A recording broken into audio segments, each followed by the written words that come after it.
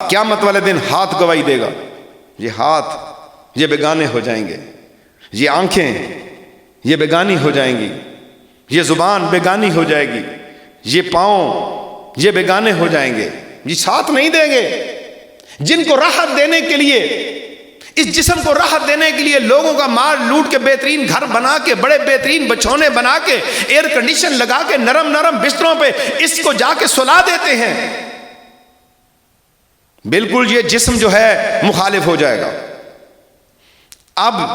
میں اپنے نمبر 1 والی بات پہ آتا ہوں۔ اس سے بڑا ظلم اپنی جان کے ساتھ کیا ہوگا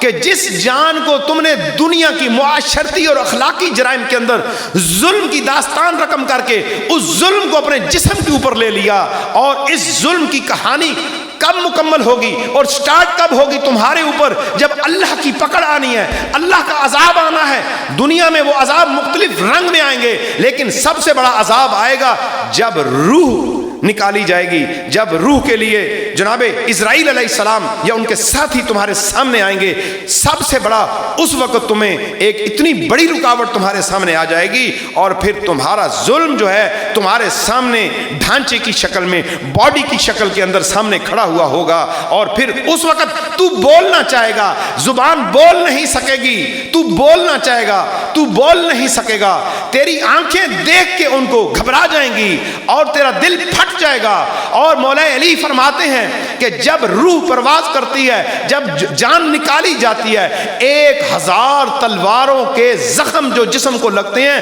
اس کی سے بھی زیادہ تکلیف اس بندے کو محسوس ہوتی ہے۔ یہ پہلی ظلم کی داستان اور تمہارے ظلم کی کہانی کی پہلی سزا جو ہوگی دنیا کے بعد مقام برزخ میں جاتے وقت ہوگی۔